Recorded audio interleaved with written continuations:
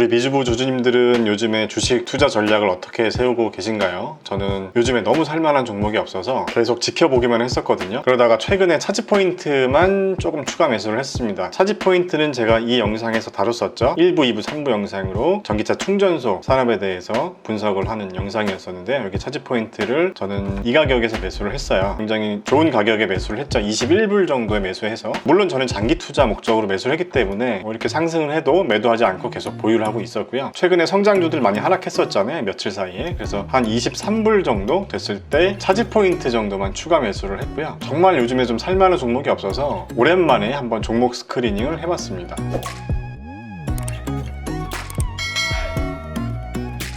자, 그래서요, 이 5가지 종목에 대해서 종목 스크리닝을 해봤는데요. 이 중에 눈에 띄는 기업이 있었거든요. 절대 매수 추천 영상이 아니니까 영상을 끝까지 봐주시기 바랍니다. 자, 그래서 종목 선정 기준을 어떻게 잡았냐면요, 지금 보시는 것처럼 이 5가지 조건을 만족하는 기업을 검색해봤습니다. 첫 번째는 PEG 레시오가 1보다 낮은 기업을 검색 조건에 넣어봤고요. 두 번째로는 향후 5년간 EPS 성장률이 20% 이상인 기업. 그 다음에 세 번째로는 최근 5년간 매출 성장률 20% 이상. 그 다음에 이제 수익성 지표를 좀 넣어봤는데요. 매출 이익률이 50%인 이상을 검색 조건에 넣었습니다. 이 원가 구조가 좋다는 의미가 제품의 기술력이 있거나 아니면 타 경쟁사에 비해서 굉장히 경쟁력이 있다는 의미로 보고 있기 때문에 매출 이익률을 검색 조건에 넣어줬고요. 마지막으로 영업이익률 50%가 아니고요, 20%입니다. 20% 이상이 되는 기업을 검색 조건에 넣었습니다. 자, 그래서 이렇게 5개의 기업이 나왔는데요. 제가 이번에도 엑셀로 정리를 했는데, 이 엑셀 자료도 제가 제 블로그에 공유를 해드리겠습니다. 이렇게 제가 여러 가지 투자 지표를 따로 정리를 했으니까 여러분들도 공부용으로만 활용해 주셨으면 좋겠습니다. 절대 종목 추천이 아닙니다. 자, 그래서 스크리닝 된 기업들을 보면요, 바이오 딜리버리 사이언스라는 기업이 있었고요, 헬스케어 섹터의 기업입니다. 그 다음에 KKR이라는 기업 처음 들어봤는데 파이낸셜 쪽인데, 저는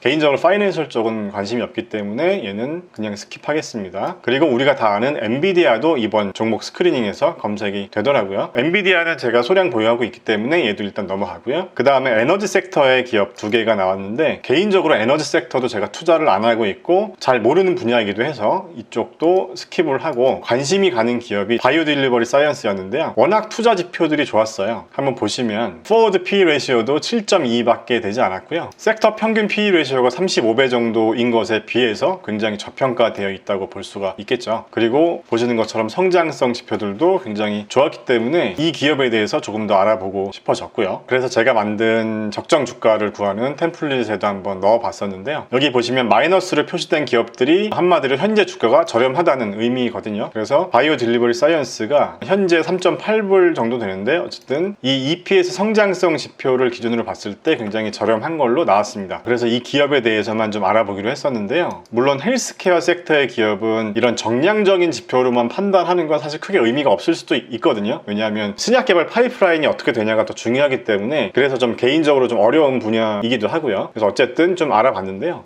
주가는 굉장히 저렴합니다. 시총도 굉장히 작은 기업이죠. 363밀리언 달러니까 한화로는 시총이 한 4천억 원 정도 되는 미국 기업 치고는 굉장히 작은 기업이죠. 주가 흐름도 보시는 것처럼 별로 재미없는 주가 흐름이 계속 이어져 왔었고요. 자, 그런데 투자 지표도 굉장히 좋았습니다. 따로 볼 것도 없이 굉장히 좋았고요. 그냥 지표상으로만 놓고 보면 이 성장성 지표도 굉장히 좋고 수익성 지표도 굉장히 좋았거든요. 자, 그리고 매출 규모도 그렇게 큰 기업은 아닙니다. 최근 4개 분기 매출을 보면요, 1억 5,900만 달러 정도 되니까요, 한화로는 약 2천억 원 정도 될 것 같네요. 근데 최근 한 3년 4년 정도 매출 성장률이 좀 눈에 띄었었고요. 그리고 제가 무엇보다 좋게 본 부분이, 이 정도 매출 규모의 바이오 기업들은요, 대부분 영업이익이나 순이익이 적자인 기업인데, 얘는 영업이익도 흑자고 순이익도 흑자더라고요. 그래서 2020년부터 흑자 전환을 한 기업이고요. 그런데도 불구하고 왜 이렇게 주가가 이렇게 오르지를 않았을까 해서 좀 더 검색을 해봤더니 조금 문제가 있었습니다. 자, 이분이 작성한 분석 리포트인데요, 브렛 젠슨이라는 분인데 굉장히 이 기업에 대해서 좋게 얘기를 해놨더라고요. 이렇게 성장성이 좋은 기업인데 투자자들이 잘 알아봐주지 않는 것 같다, 이렇게 굉장히 좋게 써놨는데, 이분이 제가 볼 때는 이 아저씨가 좀 투자를 한 게 아닌가 싶더라고요. 자, 아무튼 그래서 한글 번역기를 좀 돌려보겠습니다. 시총도 굉장히 적절하고 분기별 매출 성장성도 좋은데 월스트리트의 관심을 거의 받지 못하고 있다라고 결론을 내렸는데요. 여기 이제 댓글을 제가 좀 봤어요.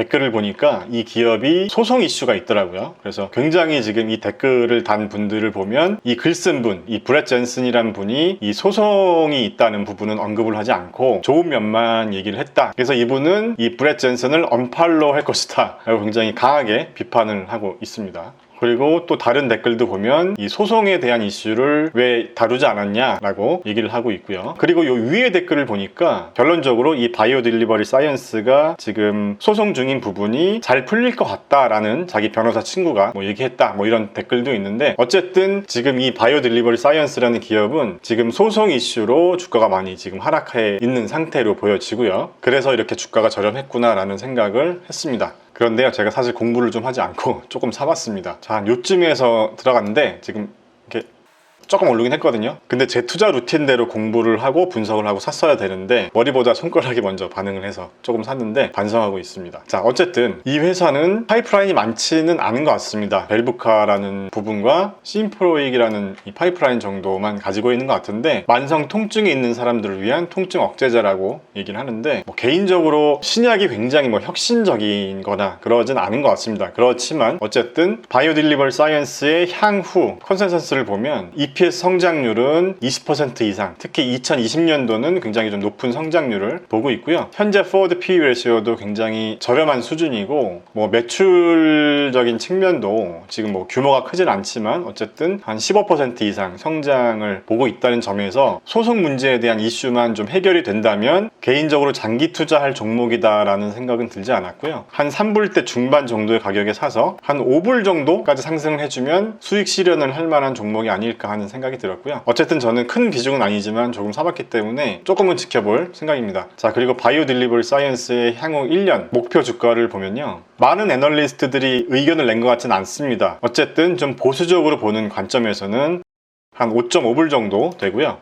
좀 더 공격적으로 보는 애널리스트는 한 7불 정도를 보고 있습니다. 지금 현재 주가가 3.8불 정도 되는데요. 이렇게 바텀업 방식으로 종목을 스크리닝 해보면서 나온 기업들을 분석해보는 과정을 통해서 나의 투자 루틴을 잡는 걸 훈련하는 그런 과정이라고 저도 생각하고 있고, 여러분도 그런 관점에서 제 영상을 봐주셨으면 합니다. 그리고 예전에 제가 올렸었던 영상 중에서 배터리 산업에 연관된 기업들을 다루는 영상을 한번 다뤘었잖아요. 바로 이 영상이었었는데, 저 역시 공부하자는 차원에서 이 영상을 기획했었던 거고요. 이 영상에서도 제가 이렇게 엑셀로 정리를 해서 이런 방법으로 4개 기업을 선정해서 제가 투자를 했었는데 투자 실적이 나쁘지 않습니다. 제가 이때 발굴한 기업들 중에서 코스모 신소재나 후성이나 뭐 필옵틱스, 신흥 SEC 이 4개 기업에 공부 삼아서 한 100만원 정도씩 투자를 해봤는데, 그 중에서 필옵틱스를 제외하고는 굉장히 수익률이 괜찮고요. 투자한 지 한 2달 정도 된 것 같은데 코스모 신소재는 수익률이 116%나 됩니다. 어쨌든 뭐 이런 과정을 통해서 기업을 계속 발굴하고 검증해보는 나만의 투자 루틴을 만드는 그런 훈련을 해보자는 취지로 만든 영상입니다. 절대 종목 추천이 아니니까요. 앞부분이나 중간 부분 대충 보시고 추천해줘서 매수했습니다 이런 댓글은 좀 안 다셨으면 좋겠습니다. 다시 한번 말씀드리지만요, 미주부 채널은 같이 공부하고 좀 발전해 나가자는 그런 취지의 채널입니다. 절대 종목 추천해주는 그런 채널이 아니라는 점 다시 한번 말씀드리고요. 오늘 영상은 여기까지입니다. 자, 그럼 다음 영상에서 또 만나요. 안녕.